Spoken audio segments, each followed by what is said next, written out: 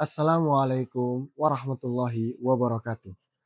Para ashab dimanapun berada, marhaban ya Ramadan, marhaban syahrus siyam. Pada kesempatan di momentum bulan suci Ramadan tahun 2026 ini, Al-Fakir mengajak sahabat-sahabat semuanya untuk berdiskusi tentang hikmah dari proses pembedahan dada Nabi Shallallahu Alaihi Wasallam, atau yang diistilahkan dalam bahasa Arab dengan amaliyatu syikku sadri Nabi Shallallahu Alaihi Wasallam. Mari sama-sama kita simak. Para ashab dimanapun berada, Al-Quranul Karim ternyata telah mengulang kata as-sadr yang berarti dada atau hati sebanyak 11 kali. Salah satu kata as-sadr yang kemudian dikutip oleh Allah Subhanahu wa taala ada dalam surat Al-An'am ayat 125, Quran surat Toha ayat 25, dan Quran surat Az-Zumar ayat 22. Allah Subhanahu wa taala berfirman dalam Quran surat Az-Zumar ayat 22, A'udzubillahi minasyaitonir rajim. Bismillahirrahmanirrahim. Afaman syarahallahu sadrahu lil Islam fahuwa 'ala nurin min rabbih. Fawailul lil qasiyati qulubuhum min dzikrillah. Ulaika fi dhalalin mubin. Yang artinya adalah, maka apakah orang-orang yang dibukakan pintu hatinya oleh Allah Subhanahu wa taala untuk menerima agama Islam ini dan ia mendapatkan cahaya dari Allah Subhanahu wa taala sama dengan orang yang hatinya membatu? Maka kata Allah Subhanahu wa taala, celakalah bagi mereka yang hatinya telah membatu untuk mengingat Allah Subhanahu wa taala. Ulaika fi dhalalin mubin. Mereka semuanya dalam kesesatan yang nyata.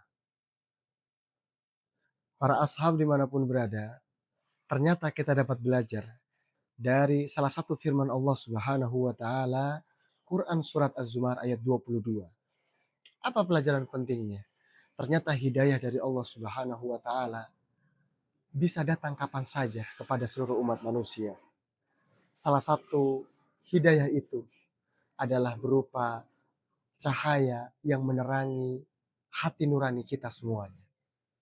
Hal ini sebagaimana dikuatkan dan dikisahkan dari salah satu karya yang berjudul Tafsir Munir yang dituliskan langsung oleh Imam Wahbah Az-Zuhaili rahimahullahu taala, ulama yang wafat pada tahun 2015. Ternyata ada sebuah kisah bahwa ada seorang pemuda yang datang kepada Nabi Shallallahu Alaihi Wasallam dan bertanya, "Ya Rasulullah, ayyul mu'minina akyas?" Apakah ada seorang mukmin, orang yang beriman, yang termasuk dalam golongan orang yang cerdas? Nabi Shallallahu Alaihi Wasallam sontak kemudian menjawab, "Qala aktsaruhum lil mauti dzikran wa ahsanuhum lahu isti'dadan. Fa idza dakhala an-nuru fi qalbi in fasaha wastausa'a." Kata Nabi Shallallahu Alaihi Wasallam menjawab pertanyaan pemuda tadi. Ada seseorang yang beriman namun memiliki jiwa yang cerdas adalah mereka yang selalu mengingat-ingat kematian dalam hidupnya dan mempersiapkan kehidupan yang nyata setelah kehidupan di dunia ini telah sirna. Dan yang paling penting adalah ketika cahaya dari Allah Subhanahu wa taala yang berupa hidayah tadi masuk ke dalam jiwa kita, maka hati kita akan menjadi tenang, lapang, dan luas ketika menjalani kehidupan, wabil khusus adalah ibadah mengingat Allah Subhanahu wa taala. Amaliyatu syikku sadri Nabi Shallallahu Alaihi Wasallam, ternyata di balik peristiwa yang agung, pembedahan dada Nabi Shallallahu Alaihi Wasallam dilakukan 4 kali menurut pandangan As-Sayyid Muhammad bin Alawi Al-Maliki Al-Makki Al-Hasani hafizahullahu ta'ala, khadimul ilmi syarif bil baladil haram. Seorang ulama besar dari Makkah Al-Mukarramah menuliskan dalam salah satu karyanya yang berjudul Al-Anwarul Bahiyah min Isra'i wa Mi'raji Khairil Bariyah, Empat tahapan ini ternyata dada Nabi Shallallahu Alaihi Wasallam pernah dibersihkan oleh Allah Subhanahu Wa Taala sebanyak 4 kali. Salah satunya yang pertama adalah Sohirun fi Bani Sa'ad. Ketika waktu Nabi Shallallahu Alaihi Wasallam masih kecil. Yang kedua adalah wahwa ibnu Asyra sini. Ketika Nabi Shallallahu Alaihi Wasallam berumur 10 tahun. Dan yang ketiga adalah indal bi'tsah. Ketika Nabi Shallallahu Alaihi Wasallam diutus menjadi Rasulullah Shallallahu Alaihi Wasallam. Dan yang keempat adalah terjadi pada saat Lailatul Isra, malam peristiwa agung Isra wa Mi'rajun Nabi Shallallahu Alaihi Wasallam. Bahwasannya Sayyid Muhammad bin Alawi Al-Maliki ternyata mengatakan bahwa Allah Subhanahu wa taala menginginkan dari proses pembedahan dada Nabi Shallallahu alaihi wasallam ini untuk mengisi jiwa Rasulullah Shallallahu alaihi wasallam dengan rahmatan, hilman, wa ilman, wa yaqinan, wa islaman, yaitu salah satunya dengan kasih sayang dan kelembutan hati dan juga imajinasi ilmu yang luas serta keyakinan atau akidah yang benar dan keislaman yang kokoh dalam jiwa Rasulullah Shallallahu Alaihi Wasallam.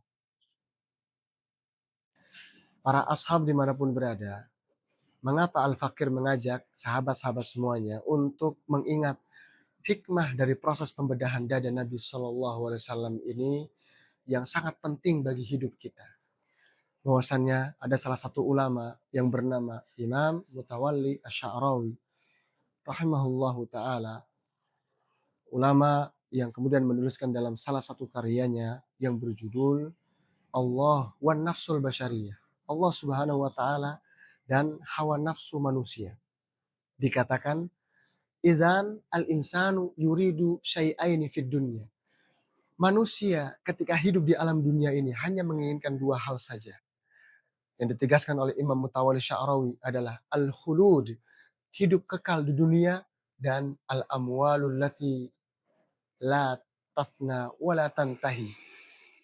Yang kedua adalah manusia ketika hidup di alam dunia ini hanya menginginkan memiliki rekening dan saldo yang unlimited, mempunyai harta yang tidak ada habisnya.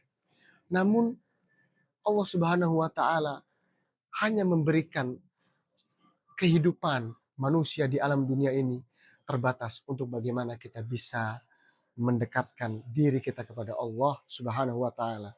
Inilah sebagaimana proses pembedahan dada Nabi Shallallahu alaihi wasallam agar kita semuanya kemudian disinari dengan cahaya yang terang dari hidayah yang datang dari Allah Subhanahu wa taala dan menyimpulkan bahwa Nabi Muhammad SAW adalah manusia yang sangat welas asih kepada keluarganya, wabil khusus kepada dirinya sendiri, kepada kita semuanya para pengikutnya, dan kepada seluruh manusia di alam jagat raya ini.